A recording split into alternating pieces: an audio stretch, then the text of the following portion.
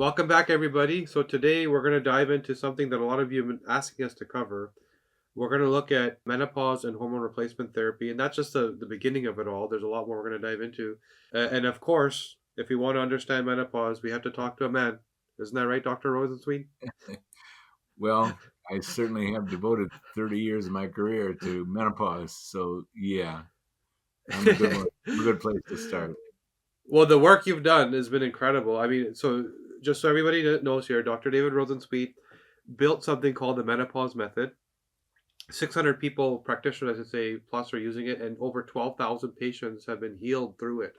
So you certainly do have the experience, and we're very happy that you're here to share with us. And so many women don't even understand what this thing is, and they're looking forward or anticipating or scared of this thing that's coming, or some are in it. And we're going to break that down today. So menopause method. What drew you there? Why did you even go in that direction? I started out a functional medicine doctor long before there was a name. In the early 1990s, one of my women patients who was in her mid 40s that I knew very well came into my office, opened up my consultation door before the day started, no appointment, walked up to my desk and pounded her fist on it, Deborah. And she said, "Look, don't think you know me. I'm telling you, I'm going crazy. And this is not a Yeah. minor thing. Don't pretend it is." And as the way the universe has worked for me, 3 weeks earlier, I had spoken to a world expert on progesterone, gave her some progesterone. And 3 weeks later, I get a letter from Deborah saying, "Oh my God, I can't believe this stuff. I'm totally myself again." Right. Progesterone. And that was very impressive to me. Very rarely do you run across something that can be that effective and Hmm. make that big of a difference. But I didn't really try and control my practice. Before I knew it, there was a lot of women in menopause that Deborah had referred, and one thing led to another, and I decided to specialize in it because there was a lot of moving parts. Hormones have a complexity to it. Women have an individuality to them. Men have an individuality. So I decided to just hunker down on hormones. It was right up my alley. I really enjoy biochemistry, and that's how it happened. And not only have you figured it out for your patients, but I know you've trained practitioners. I've seen you speak at A4M, just so everybody knows it's probably the world's largest anti-aging conference and sort of functional medicine health conference. And Dr. Rosensweet's been on stage coaching all of us on how to do a better job. Number of books also if people want to learn more. So you found that path, you came upon progesterone and somebody started to feel better, and this has become a big part of your work, your science is this, bioidentical hormone replacement. And right now I know there's some pushback, maybe because it works so well. I don't know what the reason is. So what's going on there in terms of you're running something called the Coalition to Protect Bioidentical Hormones. And my first thought is, why do we need to protect it? What's this outside force that we're scared of? It's a challenging subject, but the story is that women have been treated with hormones and men have been treated with hormones for a long time. And in the 1940s, the pharmaceutical industry caught on to this and produced something called Premarin and Prempro, horse urine derived estrogens. And by 2002, there were 18 million women on these hormones. 40% of American women in menopause were Wow. taking these hormones to great advantage. It was the most popular and profitable pharmaceutical of all times. And these women did well, a lot better. And yet in the 1980s, a colleague of mine and a dear friend of mine simultaneously knew that pure, molecularly pure, identical estrogen and progesterone and testosterone was being made available, that the pharmaceutical industries were refining the precursors to hormones that came out of soy Hmm. and yams and making them into these extremely pure, same molecule as a woman's ovary produces or a man's testicle produces. And my friend Jonathan Wright and my friend Jim Hertzer simultaneously said, "Why don't we use this stuff? Why do we Yeah. want to get it from pregnant mares?" I mean, I understood why the pharmaceutical industry turned to pregnant mares. They needed a source of a large amount of hormones for the Right. whole population. But by this time, it was easy enough for pharmaceutical industry to convert from soy. So they brought bioidentical hormones, same molecule, to the American public, and that started growing. But no problem, they were coexisting. Some women were being treated with the compounded bioidentical hormones. That's what I was using exclusively. It made a lot more sense to me, being a natural guy and an organic guy, to choose the same molecule. And Premarin and Prempro were thriving, and a lot of good was being done. But outcomes, sorry for the long story here, Kashif. I hope No, it's no, this okay. is great. So 2002, this false reporting of a medical study occurred, and it scared women. It scared healthcare providers. They said that there was increased risk of breast cancer with Prempro, and it was false. It was not. That was not in the study. It was statistically insignificant, but it exploded out into the press. And what physicians were taught, and what women were taught, is that taking hormones increased the risk for breast cancer. It's false. Yeah. That was not in the study. So And so the market share of 18 million, the most profitable and popular drug of all time, plummeted to low millions. And by the time it had recovered, a study was done in 2016, there were 6 million women instead of 18 million American women now on hormones, and over half of them were on compounded bioidentical hormones. So in my humble, non-humble opinion, the loss of market share was the major reason for pushback. Sometimes in life and in politics and in medicine, some economic motivation is ruling the day and controlling the story. And I think that's what's happening. So the pushback is coming, and I think from those who want their money back as they see it. So that's the unfortunate story. So compounding pharmacists all over the United States and physicians who are prescribing these to millions and millions of American women, we're uniting and we're trying to educate and encourage the FDA to be a big tent. We're not trying to stop pharmaceutical products. No way. We want women to be able to choose and men be able to choose what they think is best, that conforms to the best science. So we're educating the public. I appreciate being on your podcast today to get no, it's a straightened pleasure. out. This story of we found something that is exactly what people need, and it's not masking a symptom, and it's solving the root, and now they feel better, and all of a sudden there's a scandal in the media telling us why it's broken. Yeah. All too familiar, right? Not the first time, not the last time. So, and this is why I understand the coalition, where I didn't realize the pressure that was there. Most of us think of bioidentical hormones as a pharma product and don't realize that because it's so. Keep in mind, menopause, you can have anxiety, depression, physical, neurological issues. You can have digestive issues. Like, there's 10 different products I can sell you, versus this one thing turns it all off. So makes it very clear why you're saying what you're saying and why there's this pushback and your coalition is needed. And thank you for sticking your neck out to do this work, because I do know so many women that if they didn't have their hormones would be struggling. So how do you then so people used to think, when I talk to people, I shouldn't say used to, they still do, when they hear the word bioidentical, they think that it means it's personalized for them. But what you actually mean by identical, what you just laid out so easy to understand, is that it's identical to what is meant to be in the human body, meaning not horse urine, but what comes from soy and these other plants are identical.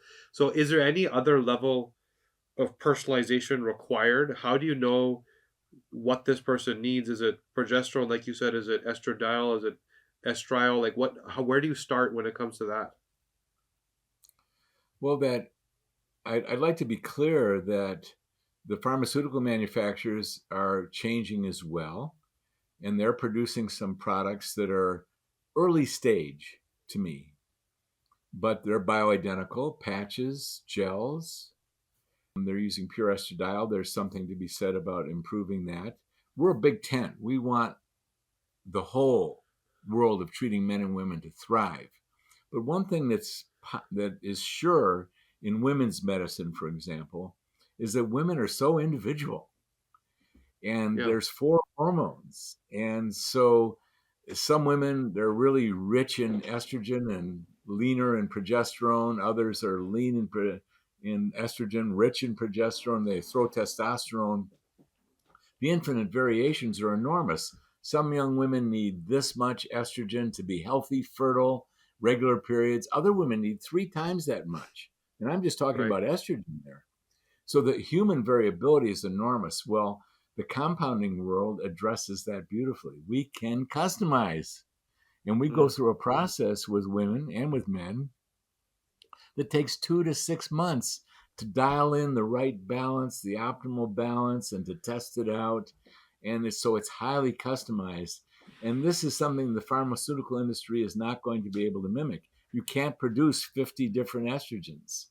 You Yeah. can't mass produce them. But the compounding pharmacist can take the basic materials and through a doctor's prescription customize it to each individual woman. So it is customized, and that's an important thing. And we eventually confirm that with testing, and it's a beautiful thing. Now, don't get me wrong, women who are on hormones, on patches, on Premarin and Prempro derived from horse urine, they're doing a lot better. The women who are on Premarin and Prempro are at less risk for breast cancer, heart attack, and stroke than women who are not. So Right. we're a big tent. We want physicians and nurse practitioners and women to choose what appeals most to them and not be excluded from the excellent, elegant, and I think necessary work of customizing that can occur with bioidenticals. Mm. Yeah, this is where compounding is such an awesome force that most people don't even know is an available option. And for other Right. things too, you see pain creams and other things that are compounded. Just need to find a compounding pharmacy. So our 2 cents here is that if we understand the genome, we know the metabolic pathway for hormones, and we understand the genes that drive each step. And so all of a sudden there can be this personalized map of, well, why is it that this person needs a little bit more estrogen, or why is it that when I give them X it leads to hair loss, etc.? Because what are they doing with those hormones that I'm giving them? And it reminds me of a story of us working with NHL hockey players who were given androgen gel packs like testosterone, and they ended up growing man boobs. They had gynecomastia because the CYP19A1 gene converts all that testosterone into estrogen. And they didn't realize that of those, hundreds that were going through it, a few of them were in that genomic profile, let's say. So that's just one layer of personalization. How do you measure? So we're seeing it from the sort of here's your map, here's who you are. You're kind of seeing it in real time, like I'm working on you actively as a patient. What do you do to monitor and understand what somebody actually needs? How it occurs in real time is that I'm a physician and women make appointments because they're not feeling well. And a lot of them don't even know that it's from menopause because they're learning about it. But I'm sitting there listening to this woman in her mid 30s and mid 40s, and she's got a long list of profound issues. And I can tell let's deal with the hormones first, because part of what's happening in human life is women and men were peaking out in our hormone output at 20. Then we're gradually declining. And hormones are so powerful, they're the most powerful biochemicals in our body, that we feel that decline. Men, for example, Right, can lose their erection right, from the decline. They can lose their drive. We can lose our muscles. We can lose a lot of stuff. Well, women lose their mood and their vagina health, and they get pain on intercourse, and they can't sleep, and they're getting anxiety and depression because these hormones are so much a part of emotional well-being. And so they're telling us this. They're not sleeping, they're getting hot flashes, and the story's very clear to me. Oh, they're losing their ovarian hormones. They're midlife, they're going through perimenopause and menopause. and you're saying this is as early as their 30s. Yeah. But where it really hits is when the periods stop. So in Hmm. their mid 40s. So then the symptoms can really get severe. The symptoms are more subtle. They can get in their 30s, they can get the return of PMS. They can get some subtle mood issues. They can lose their drive, their ability to make decisions every day. It's more subtle. in their 30s, but it's there. Well, women in their 30s, sometimes this hormonal decline of all four of these hormones, estrogen, progesterone, testosterone, and DHEA, and even thyroid, they can start feeling not well. They can start not sleeping well. They can be losing their libido. They can lose their basic decision-making drive, their natural clarity. They can lose their cognitive ability, a lot of symptoms. Mm. They can get PMS return when they didn't have it. And so I know these symptoms. So I say, oh, okay, sounds like you're getting low in estrogen and progesterone. Let's start low and give you these 3 or 4 hormones and gradually increase them. And what do we expect? If I'm correct, they're going to get alleviation of these symptoms. They're going to get the restoration of vaginal health so intercourse doesn't hurt. They're going to get reclarification of their mind so they're thinking clearly again. They're going to get their natural decision-making drive returned. They're going to get these hot flashes are going to disappear. We're working with 4 hormones and we're gradually replenishing them. These hormones are so powerful that if we go too high, they're going to get symptoms of overdose. If we give them too much estrogen, for example, they're going to get breast tenderness. If we give them too much progesterone, they're going to get the great calming effect of progesterone, but they're going to wake up groggy, like they'd taken a sleeping pill overnight. So there's these bumpers of symptom caused by insufficiency, symptom alleviation relieved by the restoration of the hormones, or if you go too high, you wind up getting symptoms of overdose. So we do a clinical process of gradually increasing these hormones to alleviate symptoms. And then when they say the magic words, oh my God, I'm myself again, that's what we're looking for. Yeah. We test them.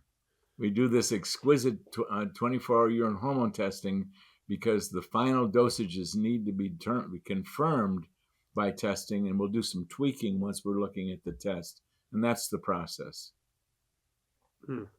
So we probably touched on a lot of it already, but this menopause method that you write about, that you train people on, I know it'd probably take us a few hours to go through the whole thing, and we have a little bit of time, but so what are the key elements of this unique modality you have that you teach people that you call this menopause method? We call it the menopause method, but I think what's happened is because I specialized and just decided to take on menopause and andropause, we're just unveiling a proper approach to women. So it's really the women's method, or it's really the men's method. I think that's all we've done. Diabetes doctors, what they do is they uncover the best way to treat diabetes, and it's not the diabetes method, it's just the best way to treat them. And I think that's all we've done. But there's a lot of moving parts, and there's a lot of details that we love to do. So that's the method, and we teach physicians and nurse practitioners and clinical compounding pharmacists who are advising in how to do this job really well. And some of the features are individualize, take every single woman and walk through a process with her. It's going to take 2 to 6 months to dial it in and get it right, and then confirm it by 24-hour urine hormone testing. And another feature is we like the compounding pharmacist to dispense the hormones in certified organic oils. The best way to do estrogen, the safest way, is not orally or testosterone. It's topically. You apply it to the skin. The common ways that these were done initially is these hormones were put up in solvents. And I'm a holistic doc, and I saw that about 20 years ago. And I said, I don't want to deliver the solvents with the hormones. So we came up with a suspension that's certified organic oils. And so that's another feature of the method. We think that's the way to go because women are applying these hormones, men are applying these hormones for 10, 20, 30, 40 years. Toxicity is an issue. We don't want to add to their toxic by using strong solvents. So we use these organic oils that are suspension. So you got to shake the bottle in the morning. You got to do that with it. People are using that daily? Oh, yeah, definitely. Okay. That's what the ovaries do. They're putting out these hormones daily. That's what the testicles are doing. They're putting out Right. our beloved testosterone daily. I see a lot of protocols where, especially with men, it's like testosterone take it once a week or once every 3 days, which doesn't add up because that's not the circadian rhythm of hormone flow. So how is the body utilizing in its, the most efficient manner if you're not doing what the body actually does, right? So I haven't seen many people that dose it daily like that. That's awesome that you tuned it into like something that works that way. Well, I think these were early attempts to address in men low testosterone. So Right. so an injectable testosterone was made up and it's been around for decades. And you know what? It did a lot of good. And the original Yeah. injections, they were doing them once a month. So what happens the day you inject, you get this super high level. And then gradually over the course of the month, it goes down. And then you get Yeah. symptoms again. You give another injection. Well, people refined that. And they realized that once a week was better than once a month injecting. And then they realized it's even healthier if you do it twice a week. But they start bumping into needle phobia.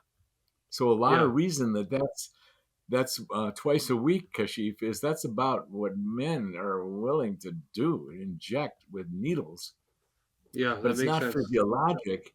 And you get that burst. And you mentioned it earlier. You said that some men are going to convert that testosterone into estrogen and get increased breast size, for example.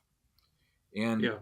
we think that part of the reason that that happens is not only genetics, you're sure naming that one, but there's also that burst where you get that high level where the body goes, wait a Yeah. minute, we got to convert some of this. This is not, it's too much testosterone for us. And so daily application is the physiologic way to do it. And it's so beautiful. You can just apply. That's what I do every morning after my shower. I apply my testosterone once a day, and it works beautifully. And I think a third very important feature is that we find testing is imperative.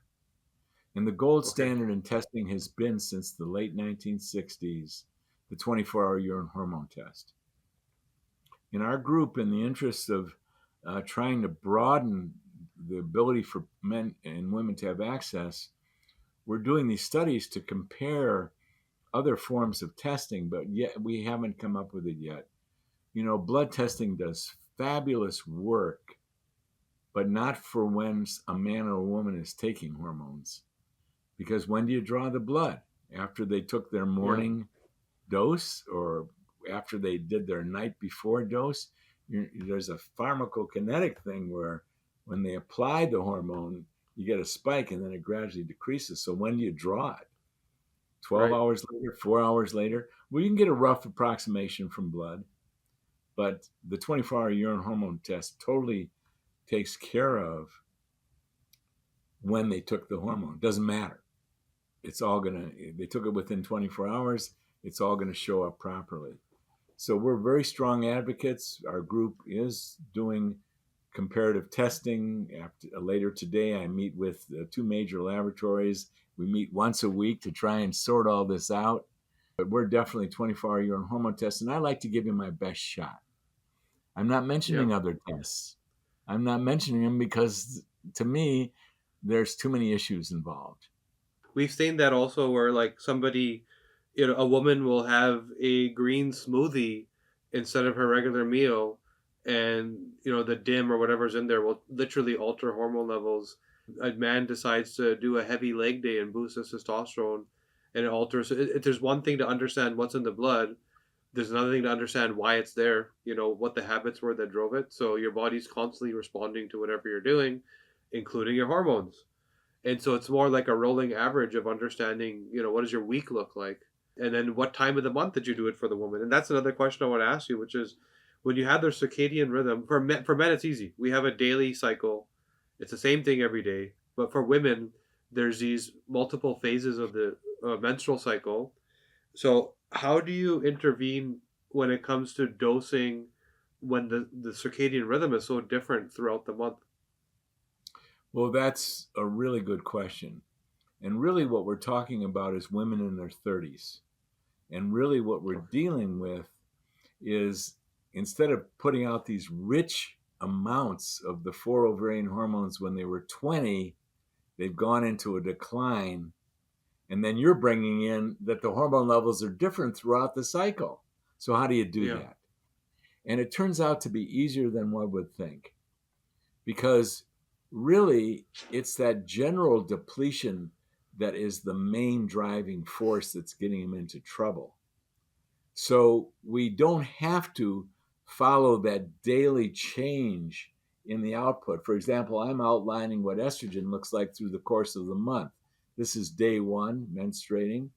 It rises to day 12. It drops mid-cycle, and then it rises again. That's estrogen, whereas Right. progesterone is 0 pretty much, and then it comes in the second 3 weeks. We don't have to follow that, because what we're really dealing with is the general decline of all 4 of the hormones. So if we replenish estrogen and progesterone up to reasonable levels, that's all the body really needs. We don't have to adjust to the cycle. I did some experiments in trying to make the daily doses different for every woman based on following that monthly variability.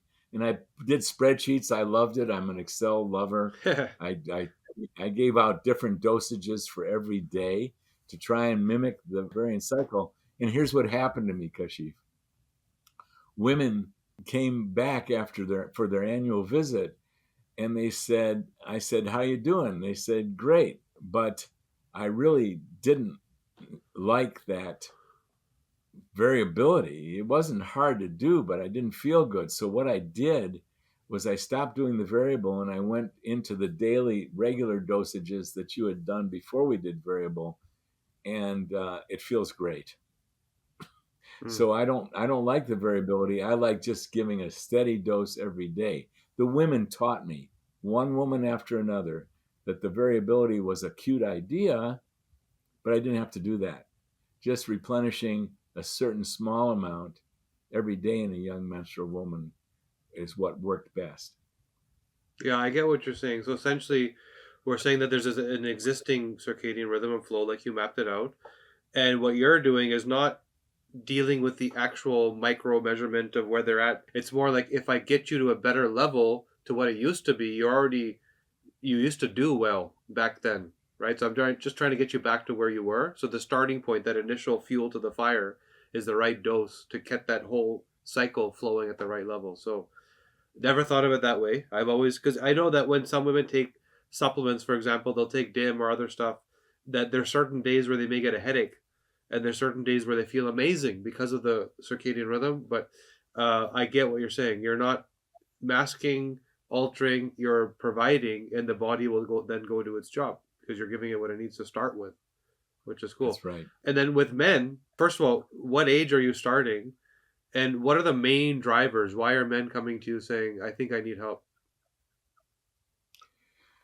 Well, the main drivers are symptoms resulting from insufficient testosterone. I'd say the most profound driver is loss of potent erectile function. Okay. Now, there's many preludes to that. If young men are paying attention, we used to wake up every morning with an erection. That is the Yeah. sign of robust, youthful testosterone output. And then, as testosterone declines, we tend to lose that morning erection. It's not Mm. consistent. And then men even have difficulty with intercourse, maintaining their erection during intercourse. Their libido drops, our mood changes. The mood changes are subtle, they're taking place over years. Get a little more irritable, get a little less motivated, lose some of that natural, gorgeous male aggression that gets us really creative and in action. It sort of calms down, don't feel like going to the gym today. But the main driver is that erectile loss. And men know that, and they feel it. Mm. And they feel it along with lost libido. That's what drives most men to get hormone replenishing. Mm. So I've heard that sort of atrophy, plaque buildup, just like you have in the rest of your vasculature around the body, there can be plaque buildup in the sort of penile shaft, nitric oxide delivery. So are you saying that if you deal with this one thing, the hormones and testosterone, that the outcome is so great that the other stuff just doesn't matter? The other stuff does matter. And Okay, so you're bringing in the second major tool that to me is one of the greatest pharmaceutical developments that have ever occurred. And I'm really quoting a world expert on males. It's the develop of that nitric oxide, improve the circulation thing called Viagra and Cialis. right. That's that. They are fantastic, and they not only they were actually what they do is they increase the health of the penile arteries and allow for the return of a fuller circulation of blood, which is really what makes the penis erect. Hmm. Dynamically, it's really the return of full circulation of blood. And Cialis and Viagra were designed for that. They were working on how can we improve coronary circulation? How can we improve arterial circulation? We know, as you mentioned, that nitric oxide, which is the principal dilator, isn't working as well. Can Hmm. we improve it?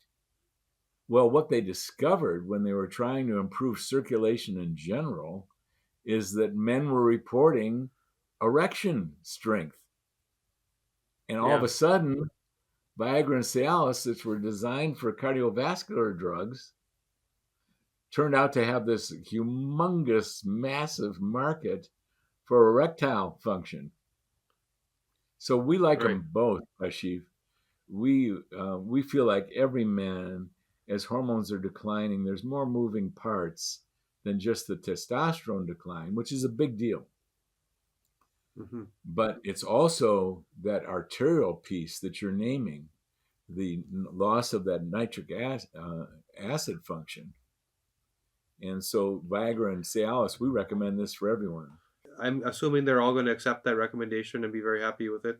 You know, uh, and how do you manage when you're dealing with? So you're now working with a man. His testosterone levels have been increased, and there's something to be said about DHT and prostate health and sort of toxic testosterone and inflammatory and hair loss, for example.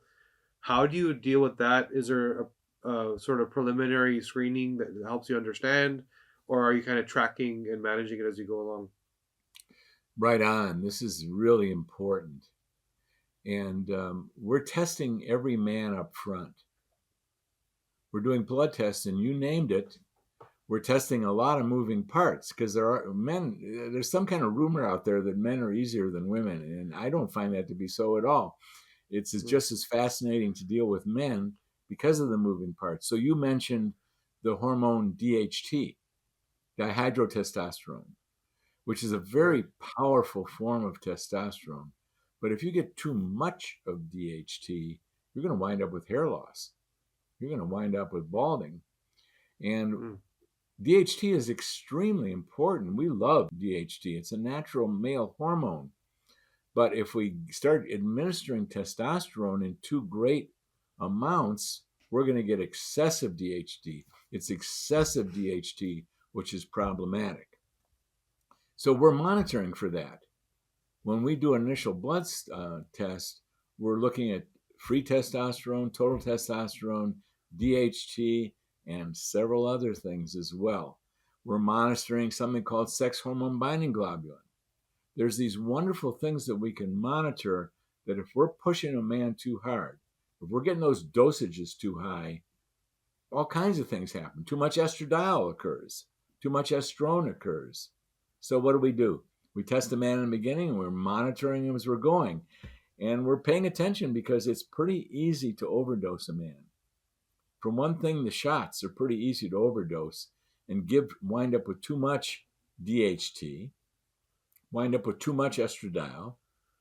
In Right. fact, men routinely who are on shots are on something called prevent too much estradiol by taking a drug called an aromatase inhibitor. Hmm. Well, it's a smart strategy, but I say, why give them overdose in the first place? Don't dose twice a week, dose daily so you don't have to do these high peaks that's going to make the body go, hey, there's too much testosterone in there. we're going to convert some estrogen. So you're naming a lot of the moving parts, and we're paying attention to all of them. If you want to keep diving deeper with your prescription for life with the Unpilled podcast, make sure to subscribe on Apple Podcasts, Spotify, and YouTube. I've also written my first book, The DNA Way: Unlock the Secrets of Your Genes to Reverse Disease, Slow Aging, and Achieve Optimal Wellness. It's now available for pre-sale on Amazon. Take a look and enjoy, guys. See you next time. The overdosing in men being so easy because, estrogen's being made from testosterone and being that root foundational hormone, and the levels are just higher in men. Even if a woman is androgenized and more leaning towards testosterone, it's still not going to be the same as an androgenized male. Oh, yeah. And so never consider that, but you're right on that the sensitivity of this root thing, testosterone, which is the man's goal typically, is going to eventually drip down into estrogen. So it's just so much more sensitive and finicky. And then you're going to have men that overdo it. You're going to tell them take half a whatever shot. They're probably going to take 3 of them, right? And just the male And mind. they're going to And feel once good, and you're naming it. They're going to feel Yeah. good. They're going to feel super powerful, and their Yeah. libido is going to get high, and they're going to get stronger muscles. But they're also, as you're saying, they're going to get extra estrogen, and they're going to get extra breast tissue, for example, and they're going to get extra DHT, and Yeah. that could lead to hair loss, and they're going to get elevated sex hormone binding globulin, which is a real tricky thing to be dealing with. And so the easy thing to do is give daily doses, give the right amount, don't cause these huge peaks, and monitor.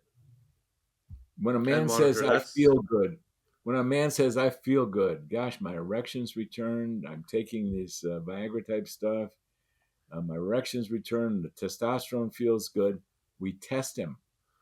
And what did we find right. out with me when I started doing this? I was overdosed, and I didn't even know it. I felt good. I was sitting up with a testosterone level that I didn't need. And I was raising up my sex hormone binding globulin, and I was raising up my estradiol. So we tested, we caught it in time, and I had to reduce my dose by over a third of what I was taking. Wow. You just have to pay Yeah. attention. Pay attention and monitor, which a lot of people don't do. And Oh, so what is the right number? Because I know that, so for example, I go to the doctor and they'll tell me like, hey, if you're over 300, you're doing good. And if I pay attention to some biohacking Instagram account, somebody will be like, hey, I did red light therapy on my testicles and I'm at 1,000 now. And I think I'm getting there. So, what is the actual right number that somebody should be aiming for? well, it's a multitude of factors, Kashif. We take into account a lot of things. We want to think that a man's mood is good, and that his drive is good, and that his erection is decent. This is the bottom line.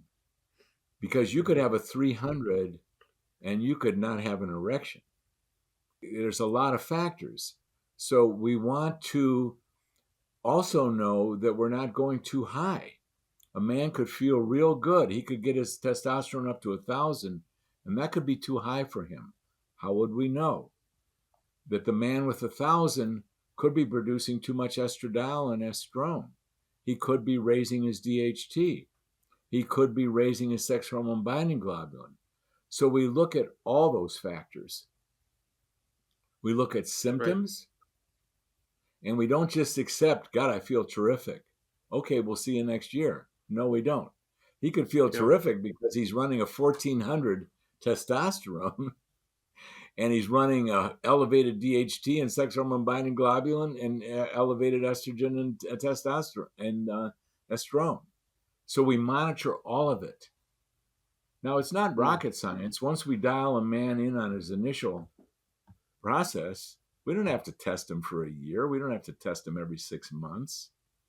Once we dial in that process with a man over the course of a couple months, where he's got good erection, he's got good motivation, he's got good mood, he's feeling his natural sense of aggression and well-being, and we've got good testosterone level, good free testosterone level, good DHT, good estrone, good estradiol, and good sex hormone binding globulin, when they're all in the right zone, that's when we say, see you next year. It's unlikely that your dosage is going to change that much. And if it is, you're going to tell us. You're going to say, gosh, I'm not getting as good, I'm not feeling as good as I was. So once we dial them in, that's great stuff. We don't have to see it, but annually. I write enough prescriptions for 12 months for somebody. Amazing. Okay. And then, so just going back before we end, because first of all, I want to thank you for your time. This was awesome. When we talk to women about menopause, going back to women for a second, it's usually the hot flash, it's usually the anxiety, and it's weight. Those are the three big things that we hear. I don't know if it's the same for you. And then there's this ongoing, this is during menopause, we're hearing these things, right? Then it's like, okay, menopause is over, the mood is better, hot flashes are gone, but my body has permanently changed and this weight won't go away. Is that resolved through hormone treatment, or is that something else? Well, weight is a much bigger universe. Now, hormones definitely relate to weight. For example, if a woman does not have enough estrogen, she's going to gain weight where she doesn't want it. She's going to put it on her hips and her buttocks, and she's not going to like it.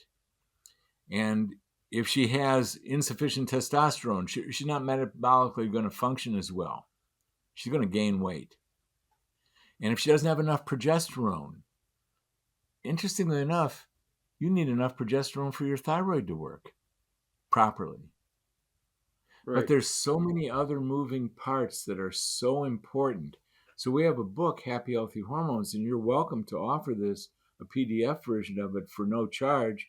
You can just contact Karina, and you could post a link to no charge version. And we have a whole chapter on weight. Because midlife, there's a lot of things that have taken place. Like, for example, young people tend to manage their glucose pretty successfully, and they don't put it on as fat. A lot of them are thin. But as you put pressures on your glucose regulating system over time, you get something called insulin resistance, and it's a recipe for weight gain. So these are all taking place at midlife. This insulin resistance thing, it is the perfect recipe for weight gain. And then there's, people put a lot of strain on our adrenals and our thyroid. And one thing we do with our thyroid is we just can't, this is determining the rate at which we burn our food. And it's legendary in medicine that most people lose their thyroid power by midlife. And you got a lot of people who are functionally hypothyroid. You still able to follow me? Yeah. So they're not combining their food with oxygen, called metabolism, and producing the energy at the rate that they used to. And they have symptoms of that. So you got to address thyroid, and we do. In our dealing with patients, thyroid's as important as anything we're doing here. And there's more to the story of weight, getting the motivation to exercise properly. And there's the cumulative effect of, you can get away with lousy diet when you're young. At least some young people can, but you can't get away with it forever. And you got to make some major dietary changes. So we cover all this in our book. So it's not just the ovarian hormones. It's the four ovarian hormones, it's thyroid, it's insulin resistance. Oh my goodness, that's the big one. It's a very kind of you to offer the book, and we'll share that with everybody. So everybody listening, make sure to look out for that link. We're going to get you that. And, you mentioned thyroid. It's funny because in Canada, where I am, thyroid medication used to be the number one prescribed drug. It got eclipsed by statins and cholesterolemia because there was nobody knew what to do. The root cause that you're talking about is more, let's just mask it. But going back to something that you were saying, which I never interpreted this way, from my understanding, an estrogenized body is more likely to store fat and have more sort of female curves and shape. And an androgenized body is more likely to be sort of slim, call it the runway model, less female features, smaller breasts, smaller hips.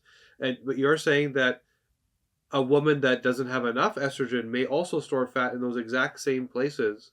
Is what I believe true, or is it more on being either extreme? Well, you're talking about the healthiest of young people, and Okay, that women vary. There's the woman who is more estrogen rich. So she tends to be curvier, larger breasts, and the curve is partially determined by where fat is deposited. She also tends to right. be shorter of stature, by the way. This isn't absolute, but estrogen closes the long bones, so she gets shorter. Whereas there's another woman who has a totally different body type. She's got her estrogen, she's regularly menstruating, she's fertile, she's healthy as can be, but she's got a predominance of testosterone. She's taller, Hmm. muscular, her muscles are more developed, she tends to be athletic, she may be smaller breasted. And then there's the progesterone-ish woman. She's regularly menstruating, she's healthy, she's fertile, she can have babies. But instead of estrogen being the dominant hormone, there's a robust amount of progesterone as well. She tends to be taller and thinner and smaller breasted. But these are all healthy body types. What you're Hmm. talking about taking place at menopause is abnormal fat distribution. Hmm. That's what you're really bringing up. And that Yeah. abnormal fat distribution that occurs in menopause is primarily because of insufficient estrogen, insufficient testosterone, insufficient progesterone, insufficient thyroid, and insulin resistant. These are the Hmm. prime movers at menopause. And now look at that. There's some potent factors there. So that's just another big reason we keep saying the same thing over. You cannot deal with the problem at the symptom level. You have to understand the why, and the why isn't only biology; it's also chronology. Like, when is it happening? Yeah, the problem of an adolescent and somebody in puberty and somebody who's in fertility age and somebody who's mature and somebody who's in menopause are different problems. And so getting to the root is the only way to solve it. And this is why so many people are stuck. A weight loss problem is not a weight loss problem. It's not a weight loss problem. You're maybe 3 or 4 different profiles of who you really are at that given time. And that was really an aha moment for me, what you just said, because I've never thought of it that way. It's really awesome. That's a really good summary of it. And you know, when you're a teenager, you got so much robust thyroid, for example. Your metabolism is so energy producing and burning, burn, burn, burn. You got so much energy that you can eat 10 donuts a day or 2 donuts a day. But you can't do that midlife. You don't have that hormonal vigor that allows you to burn, burn, burn. And so you might have moved into adulthood with some habits that, yeah, they worked when you were a thin adolescent. Not Yeah. all adolescents are thin these days either. And a lot of these adolescents that are overweight, it isn't just that their thyroids can't keep up with it. It's that they're developing a prelude to diabetes. They're getting insulin resistant and they're piling on that weight. So dietary functions, I'm sorry I don't mean to cloud the field. You did an excellent summary there. Well, what I just heard, here's another summary for you, is if I start to take hormones, I can eat 2 donuts a day. Ha! I know you're joking, Kashif, or I would actually take a stand here. You're just, no, it's too late. No, okay. Anyways, Too no, there's a late. bakery that I Not, there's not, a bakery that not I by avoid. not at midlife. We can't be Uh, consistently eating 2 donuts, no matter how well we get our hormones balanced. We're not going to achieve that level of powerful metabolism that an adolescent it was worth a shot. So, has. Yeah. well, this was really a great conversation. I wanted to thank you because you've been doing this for so long, so you have the nuanced insights that a lot of people don't. And I feel like we could have spent an hour just talking about men, an hour just talking about women, an hour just talking about puberty, an hour just talking about menopause, and maybe we'll have you back to speak on some of those things in a little more depth. So we will share the book. Thank you for offering that also. I recommend everybody download it, Dr. Rosensweet has been so kind as to offer it to you for free, which is incredible. And if you feel like you need hormone support, reach out to him, because this is what he does, and he's one of the best in the world at it. So get his support. That's what he's here for. So thank you so much for joining us. This was awesome. I've learned today, which is amazing. And again, anybody who wants to learn, we'll have your info here. And thank you again. Thank you, Kashif. It's been an honor to do this with you. I love it when we get into the groove and co-create. People get more. Yeah. And that's my experience of you as an interviewer. Thank you very much. Pleasure.